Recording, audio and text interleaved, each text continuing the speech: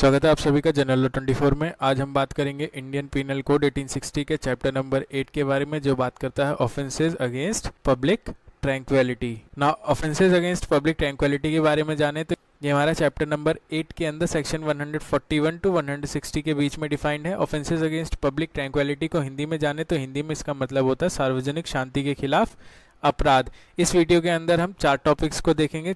4 topics कौन से हैं? एक तो है unlawful assembly, rioting, promoting enmity between different classes and affray. इन सब के एलिमेंट्स एंड केस लॉस के बारे में हम इस वीडियो के अंदर जानेंगे। नाउ अब हम बात करेंगे इस वीडियो के सबसे पहले टॉपिक की, जो बात करता है अनलॉफुल असेंबली के बारे में। ये हमारा आईपीसी के चैप्टर नंबर 8 के अंदर सेक्शन 141 टू 145 के अंदर डिफाइंड है। इसका हिंदी में मतलब जाने तो हिंदी में इसका मतलब है अविधिपूर्ण जमाव। अनलॉफुल असेंबली हमारा सेक्शन 141 के अंदर डिफाइंड है। अब ये सेक्शन 141 अनलॉफुल असेंबली के बारे में क्या कह रहा है? ये कह रहा है एन असेंबली ऑफ 5 और more persons designated an unlawful assembly if the common object of the person composing that assembly is. तो ये कह रहा है कि 5 या 5 से ज्यादा लोग अगर कोई असेंबली फॉर्म करते हैं, ये 5 कॉमन ऑब्जेक्ट में से किसी एक चीज को करने के लिए, तो वो असेंबली कैसी फॉर्म कर रहे हैं? वो एक अनलॉफुल असेंबली को फॉर्म कर रहे हैं। अब वो 5 कॉमन ऑब्जेक्ट कौन से हैं उसको देख लेते हैं। पहला कॉमन ऑब्जेक्ट है टू ओवरवे बाय क्रिमिनल फोर्स और show of criminal force the centre और एनी स्टेट गवर्नमेंट और पार्लियामेंट और the legislature of any state और any public servant in the exercise of the lawful power of such public servant। तो ये simple पहला point तो ये कह रहा है कि अगर आप सरकार के खिलाफ यानी स्टेट गवर्नमेंट या सेंट्रल गवर्नमेंट या पब्लिक सर्वेंट के अगेंस्ट कोई एक असेंबली फॉर्म करते हो तो वो अनलॉफुल असेंबली मानी जाएगी। फॉर एग्जाम्पल, स्टेट लेजिस्लेचर ने कोई ऐसा लॉ पास किया जो एक कम्युनिटी के लोगों को पसंद नहीं आया। अब वो कम्युनिटी के लोग स्टेट लेजिस्लेचर के बाहर जाके धरना देने लगे, तो वो कम्युनिटी के लोग स्टेट लेजिस्लेचर के बाहर धरना देने के लिए इकट्ठा हुए हैं। तो वो क्या कर रहे हैं? वो एक अनलॉफुल असेंबली को फॉर्म कर रहे हैं। ये तो हमारा पहला ऑब्जेक्ट है। अब जो दूसरा ऑब्जेक्ट है, दूसरा ऑब्जेक्ट बात कर रहा है to resist the execution of any law और एनी लीगल प्रोसेस। जैसे अभी ट्रिपल तलाक बिल पार्लियामेंट से पास हुआ, अब मुस्लिम कम्युनिटी के लोग उस लॉ को पास करने के लिए रेजिस्ट करें कि ये लॉ हमें मंजूर नहीं है, हम इस लॉ को पास नहीं होने देंगे, उसके लिए असेंबली बनाएं और उसके विरोध में प्रदर्शन करें, तो वो लोग क्या कर रहे हैं? सेक्शन 141 के तहत ऑफेंस कर रहे हैं। या फिर अभी सेक्शन 370 को कश्मीर से हटाया गया है, तो आप कश्मीर के लोग अगर विरोध में खड़े हो जाएं कि हमें ये सेक्शन का हटाना हमें मंजूर नहीं है, इसके लिए अनलॉफुल असेंबली क्रिएट करते हैं और धरना प्रदर्शन करते हैं, तो वो लोग विरोध के लिए जो असेंबली बना रहे हैं वो अनलॉफुल असेंबली मानी जाएगी सेक्शन 141 ऑफ आईपीसी के तहत। लीगल प्रोसेस, सपोज कीजिए जज ने ऑर्डर पास किया कि इस एक्स नाम के व्यक्ति को अगली हियरिंग में पेश किया जाए। पुलिस जाती है उस एक्स व्यक्ति को अरेस्ट करने के लिए फ्रॉम हिज कॉलोनी, तो कॉलोनी के 7-8 लोग इकट्ठा होते हैं रेजिस्ट करने के लिए कि हम इस व्यक्ति को यहाँ से ले जाने नहीं देंगे। अभी यहाँ पे सिर्फ इकट्ठा हुए हैं कि पुलिस आएगी तो हम इस एक्स व्यक्ति को पुलिस से बचाएंगे। तो वो 7-8 लोग जो इकट्ठा हुए हैं एक्स व्यक्ति को बचाने के लिए फ्रॉम द पुलिस, वो क्या कर रहे हैं? लीगल प्रोसेस को रोकने की कोशिश कर रहे हैं। तो जो उन 7-8 लोगों ने असेंबली बनाई है, वो असेंबली कैसी मानी जाएगी? अनलॉफुल असेंबली मानी जाएगी। तो तीसरा पॉइंट कहता है टू कमिट एनी मिसचीफ और क्रिमिनल ट्रेसपास और अदर ऑफेंस। सपोज कीजिए 6-7 लोगों का एक ग्रुप था, वो एक के घर में घुसता है उनकी गाड़ी जलाने के लिए। अभी जलाई नहीं है, सिर्फ गाड़ी जलाने के लिए इकट्ठा हुए हैं कि इसकी गाड़ी जला देंगे हम। वो लोग अनलॉफुल असेंबली बना रहे हैं टू डू अ मिसचीफ, और अगर वो मिसचीफ कमिट कर देते हैं तो वो लोग क्या कर रहे हैं? रॉयटिंग कर रहे हैं सेक्शन 146 ऑफ आईपीसी के तहत, जिसको अभी हम इस वीडियो के अगले सेगमेंट में पढ़ेंगे। जो चौथा पॉइंट है, चौथा पॉइंट कहता है by means of criminal force और show of criminal force to any person to take or obtain possession of any property or to deprive any person of the enjoyment of a right of way or of the use of water or other incorporeal right of which he is in possession or enjoyment to enforce any right or supposed right। तो ये section कह रहा है कि कोई भी व्यक्ति अगर अनलॉफुल असेंबली क्रिएट करके पानी के ऊपर या जमीन के ऊपर अनलॉफुल तरीके से कब्जा करने की कोशिश करता है, तो वो इस सेक्शन के तहत ऑफेंस है। सपोज कीजिए 6-7 लोग हैं, वो इकट्ठा होते हैं कि आज कब्जा करेंगे इसकी जमीन के ऊपर। हम अभी कब्जा किया नहीं है, अभी सिर्फ कब्जा करने के लिए इकट्ठा हुए हैं, तो वो अनलॉफुल असेंबली उन्होंने क्रिएट की है। या फिर एक पानी का स्रोत है जिससे पूरे लोकेलिटी को पानी मिलता है, उस एक पानी के स्रोत के ऊपर अपना पोजेशन जमाने के लिए 6-7 लोग इकट्ठा हो गए, तो वो 6-7 लोग क्या कर रहे हैं, अनलॉफुल असेंबली बना रहे हैं। और इसका पांचवा कॉमन ऑब्जेक्ट है, वो पांचवा कॉमन ऑब्जेक्ट बात कर रहा है by means of criminal force or show of criminal force to compel any person to do what he is not legally bound to do or to omit to do what he is legally entitled to do. For example, इसको एक example से समझते हैं। For example, एक जज है, ठीक, उसके घर के बाहर 10-15 लोग जाके खड़े हो गए कि आप कल जो डिसीजन देंगे वो हमारे पक्ष में दीजिएगा। तो जज के पास ये पावर है कि जो न्यायिक प्रक्रिया है उसके हिसाब से सही फैसला सुनाए। तो जज को न्यायिक फैसला सुनाने से रोकने के लिए वो 10-15 लोग इकट्ठे हुए हैं, तो वो 10-15 लोग क्या कर रहे हैं, अनलॉफुल असेंबली बना रहे हैं। नाउ तो अब हमने ये जान लिया कि अनलॉफुल असेंबली होती क्या है, उसके एसेंशियल एलिमेंट्स जान लिए और इसके 5 इलीगल ऑब्जेक्ट भी जान लिए जो सेक्शन 141 के अंदर डिफाइंड है कि वो 5 इलीगल ऑब्जेक्ट में से ही कोई एक पॉइंट होगा जो ये क्लैरिफाई करेगा कि जो एक्ट किया है असेंबली ने वो एक अनलॉफुल असेंबली ने किया है काम। ठीक, तो अब वो अनलॉफुल असेंबली के अंदर जो मेंबर्स हैं वो मेंबर कैसे होंगे वो बताता है हमारा सेक्शन 142। सेक्शन 142 कहता है being a member of unlawful assembly.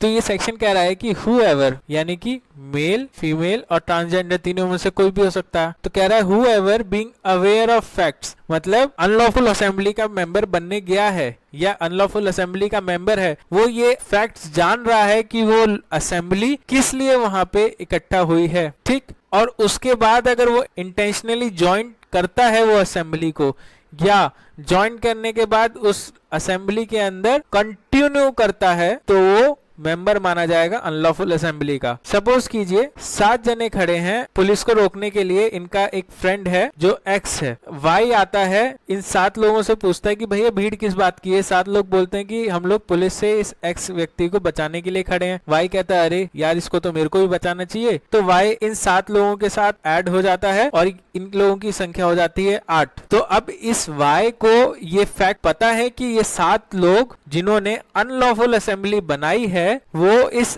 X व्यक्ति को बचाने के लिए फ्रॉम द पुलिस खड़े हैं, तो उनको ज्वाइन कर रहा है। तो यानी कि ये इंटेंशनली उनको ज्वाइन कर रहा है और उनके साथ बना रहा है, तो ये अनलॉफुल असेंबली का मेंबर माना जाएगा। नाउ अब हमने अनलॉफुल असेंबली को जान लिया, उसके अंदर कौन सा व्यक्ति कब मेंबर माना जाएगा वो भी हमने जान लिया। अब हम बात करते हैं सेक्शन 143 की, जो अनलॉफुल असेंबली की पनिशमेंट की बात करता है। तो ये कह रहा है whoever is a member of an unlawful assembly shall be punished with the imprisonment of either description for a term which may extend to 6 months or with fine or both। मतलब अनलॉफुल असेंबली का जो member होगा, यानी जो वो member कहाँ defined है, वो 142 के अंदर डिफाइंड है। अगर वो अनलॉफुल असेंबली का मेंबर बनता है तो उसको 6 महीने तक की सजा हो सकती है, या तो फाइन होगा या दोनों हो सकता है। नाउ अब हम बात करेंगे सेक्शन 144 की, जो बात करता है joining unlawful assembly armed with deadly weapon. वो 7 लोग एक्स को पुलिस से बचाने के लिए खड़े हुए थे, लेकिन वो निहत्थे थे, उनके हाथ में कुछ भी नहीं था। लेकिन अगर उनके पास डेडली वेपन मौजूद होते उस वक्त, तो वो सेक्शन 144 के तहत एक्यूज्ड माने जाते। वो डेडली वेपन कैसे, which used as a weapon of offence, मतलब उस वेपन से किसी व्यक्ति को चोट पहुंच सकती है, या तो सिंपल हर्ट हो सकता है या ग्रीवियस हर्ट हो सकता है, या सामने वाले की डेथ भी हो सकती है। और अगर वो ऐसा कर रहे हैं तो उनको 2 साल तक की सजा हो सकती है, या फिर फाइन होगा, या फिर दोनों हो सकता है। नाउ अब हम बात करेंगे सेक्शन 145 की। सेक्शन 145 बात करता है जॉइनिंग और continuing in unlawful assembly knowing it has been commanded to disperse. तो ये सेक्शन कह रहा है कि सपोज कीजिए वो 7 लोग हैं, उनको बोला गया कि आप लोग रास्ता छोड़ दीजिए, we want to arrest this X person, और डिस्पर्स बोलने के बाद भी कि आप सब अपना रास्ता छोड़ दीजिए, उसके बाद भी अगर ये 7 लोग वहीं अड़े रहते हैं, पुलिस को काम करने से रोकते हैं, तो इनकी सजा 2 साल तक हो सकती है, या फाइन लग सकता है, या 2 साल तक की सजा हो सकती है और उसके साथ फाइन भी लग सकता है।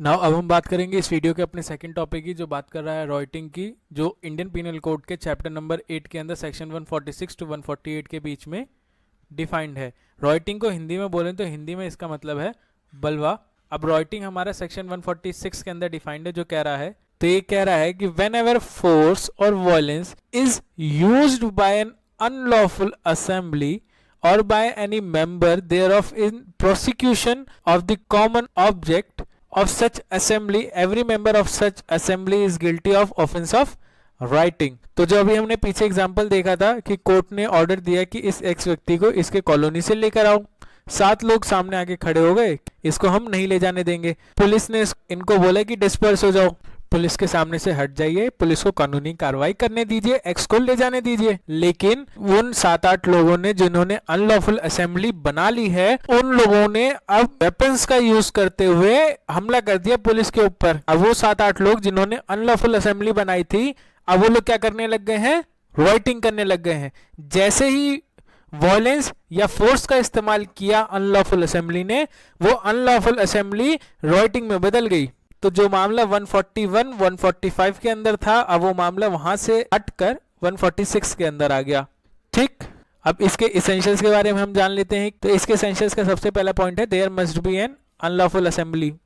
अनलॉफुल असेंबली क्या है, हमने पीछे डिस्कस कर लिया कि अनलॉफुल असेंबली क्या है। तो किसी भी राइटिंग को होने से पहले अनलॉफुल असेंबली का फॉर्म होना जरूरी है। और अनलॉफुल असेंबली कहां डिफाइंड है, सेक्शन 141 ऑफ आईपीसी के अंदर डिफाइंड है। अगला एसेंशियल कह रहा है, the accused must be a member of such unlawful assembly. तो ये पॉइंट कहां डिफाइंड है, इस पॉइंट की बात हमने कहां करी, इस पॉइंट की बात हमने सेक्शन 142 के अंदर करी, इसी वीडियो के अंदर। कह रहा है कि एक्यूज्ड तभी एक्यूज्ड माना जाएगा जब वो अनलॉफुल असेंबली का मेंबर होगा। अब मेंबर कैसे होगा, वो हमने सेक्शन 142 के अंदर पढ़ लिया। नाउ तीसरा पॉइंट कह रहा है, फोर्स और violence must be use by any member of such assembly in prosecution of common object. अब ये वाला जो इसेंशियल है, ये हमारा इसेंशियल आया था Hazara Singh versus state of Punjab में। और ये जो फोर्स है, ये फोर्स कहां डिफाइंड है, सेक्शन 349 के अंदर डिफाइंड है। अब फोर्स भी कह रहा है ये पॉइंट और वायलेंस भी कह रहा है। तो what is difference between force and violence. एक केस था समरुद्दीन केस, उसके अंदर वायलेंस और फोर्स को डिफाइन किया गया था। उसमें बताया था कि violence extends to man as well as to property, thereof the word violence shall cover use of force even against things। तो ये कह रहा है सिर्फ फोर्स जो है सिर्फ एक ह्यूमन बीइंग तक सीमित है। एक ह्यूमन बीइंग के ऊपर जब आप हमला करते हैं तो आप फोर्स का इस्तेमाल कर रहे हैं, लेकिन जब वायलेंस की बात आती है तो ह्यूमन बीइंग से बढ़कर वो थिंग्स के ऊपर भी आ जाती है। Therefore, violence talks about living being and also non living being. तो जो ये थर्ड वाला पॉइंट है ना, ये बड़ा क्रूशियल है। जब तक फोर्स और वायलेंस का इस्तेमाल नहीं होगा तब तक राइटिंग और अनलॉफुल असेंबली के बीच में कोई डिफरेंस ही नहीं रहेगा। ये वाली बात कही गई थी रसूल केस के अंदर। तो आई होप राइटिंग समझ में आ गया होगा कि राइटिंग है क्या। अब राइटिंग की पनिशमेंट देख लेते हैं। राइटिंग की पनिशमेंट डिफाइंड है सेक्शन 147 में। कह रहा है whoever is a guilty of writing shall be punished with imprisonment of either description for a term which may extend to 2 years with fine or both।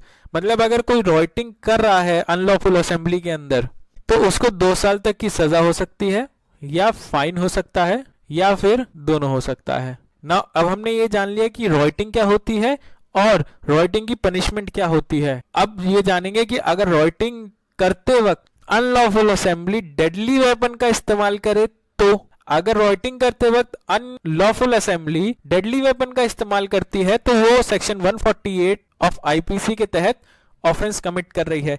और ऐसा अगर वो करती है तो उनकी पनिशमेंट एक्सटेंड होकर हो जाएगी अप टू 3 इयर्स और फाइन और विद बोथ। नाउ अब हम बात करेंगे इस टॉपिक के थर्ड पॉइंट की, जो है एफए। ये इंडियन पीनल कोड के चैप्टर 8 में सेक्शन 159 एंड 160 के अंदर डिफाइंड है। सेक्शन 159 के अंदर इसको डिफाइन किया गया है, सेक्शन 160 के अंदर इसकी पनिशमेंट बताई गई है। एफए का हिंदी में मतलब होता है दंगा। तो सेक्शन 159 ऑफ आईपीसी ये कहता है कि जब 2 या 2 से ज्यादा लोग पब्लिक में फाइट करते हैं to disturb the public peace, तो जो वो एक्ट कर रहे हैं वो क्या कहलाता है, एफरे कहलाता है। अब पब्लिक प्लेस क्या है वो सबको पता है। तो question is railway station is public place और नॉट। तो रेलवे स्टेशन का वो वाला पोर्शन जहां पे सिर्फ गुड्स ट्रेन ही आती हैं, उस एरिया को पब्लिक प्लेस नहीं कहा जा सकता। एक केस लॉ था मदन मोहन केस 1883 का, इसके अंदर दो लोगों के बीच में लड़ाई होती है रेलवे स्टेशन के अंदर, और केस जाता है एफरे के अंदर। तो कोर्ट ये कहती है अ रेलवे स्टेशन और you can say a railway platform is not a public place when no train other than goods train has to arrive at the station। Suppose कीजिए दो पार्टीज हैं, एक X और एक Y। X is beating Y, X Y को मारे जा रहा है लेकिन Y रिस्पॉन्ड नहीं कर रहा, तो क्या ये एफरे माना जाएगा? This is not an affray. ये कौन से केस लॉ में कहा गया था? जोगे वर्सेस स्टेट में कहा गया था। नाउ एफरे के कुछ एसेंशियल्स हैं, उनको हम देख लेते हैं एक बारी। एफरे का सबसे पहला एसेंशियल है देयर मस्ट बी 2 और मोर देन 2 पर्सन्स, मतलब 2 या 2 से ज्यादा लोग होने चाहिए एफरे को कमिट करने के लिए। There must be a fighting between such persons, दोनों के बीच में फाइटिंग होनी चाहिए। Verbal word are not a affray, दो लोगों के बीच में वर्बल लड़ाई चल रही है तो वो एफरे नहीं माना जाएगा, लेकिन अगर वही वर्बल फॉर्म उनकी फिजिकल फॉर्म में चेंज हो जाती है तो वो एफरे बन जाएगा। अब फाइट कहाँ होनी चाहिए? पब्लिक प्लेस पे होनी चाहिए। Such fight must have resulted in the disturbance of public place, ऐसी जगह हो यानी कि 2 या 2 से ज्यादा लोग हो, उन दोनों के बीच में फाइट हो, और फाइट कहाँ हो? पब्लिक प्लेस में हो। अब पब्लिक प्लेस में डिस्टर्बेंस क्रिएट हो, तभी वो एफरे माना जाएगा। अगर इन 4 पॉइंट में से कोई एक पॉइंट भी मिस होता है तो एफरे नहीं माना जाएगा। ना इसके पनिशमेंट की बात कर लेते हैं। इसकी पनिशमेंट सेक्शन 160 के अंदर दी गई है। तो ये सेक्शन कहता है कि whoever commits an affray shall be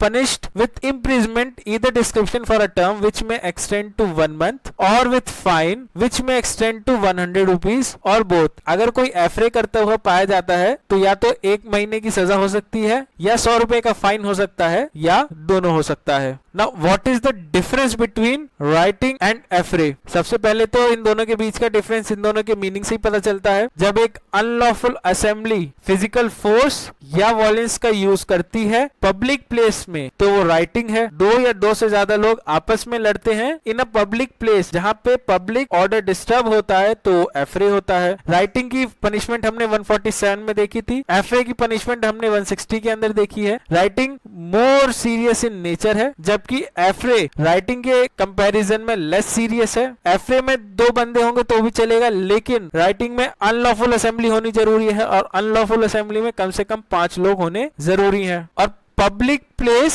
is not necessary. 8-9 जने इकट्ठा होते हैं और किसी के घर में जाकर मिसचीफ करते हैं या क्रिमिनल ट्रेसपास करते हैं तो वो भी राइटिंग माना जाएगा, लेकिन एफरे के लिए पब्लिक प्लेस का होना जरूरी है। ना अपने आखिरी टॉपिक पे आते हैं। इस वीडियो के आखिरी टॉपिक है हमारा promoting enmity between different classes. ये हमारा सेक्शन 153A के अंदर डिफाइंड है। ये कह रहा है promoting enmity between different groups or grounds of religion, race, place of birth, residence, language, etc. and doing acts prejudicial to maintenance of harmony। तो कहता है whoever by words either spoken or written or by signs or by visible representation या किसी और तरीके से promote करता है या प्रमोट करने का अटेम्प्ट करता है। और क्या चीज का अटेम्प्ट कर रहा है या प्रमोट कर रहा है? Enmity between different group of religion on the basis of race, place of birth, caste, language, residence, या कोई ऐसा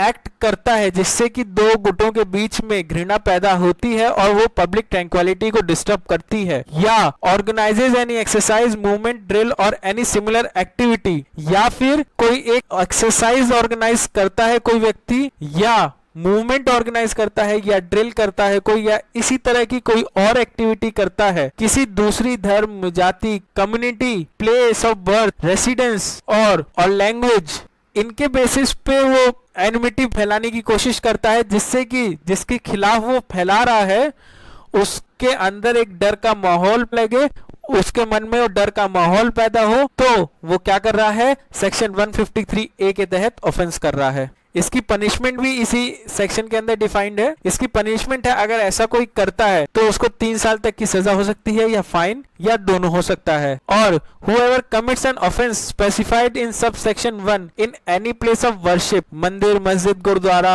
या चर्च, इन सब के आगे कोई ऐसा काम करता है तो उनकी पनिशमेंट कहां तक हो जा सकती है? 5 साल तक की पनिशमेंट हो सकती है। And shall also be liable to fine। पहले में क्या था, नॉर्मल अपना पब्लिक प्लेस पे कर रहा है या कहीं पे भी कर रहा है जिससे पब्लिक ट्रैंक्विलिटी को डिस्टर्बेंस हो रही है, तो 3 साल तक की सजा होगी, या फाइन लग सकता है, या दोनों हो सकता है। लेकिन वही काम अगर वो किसी वर्शिप प्लेस पे करता है तो सजा 5 साल तो होगी, उसके साथ फाइन भी लगेगा। और फाइन कौन डिसाइड करेगा? कोर्ट डिसाइड करेगा।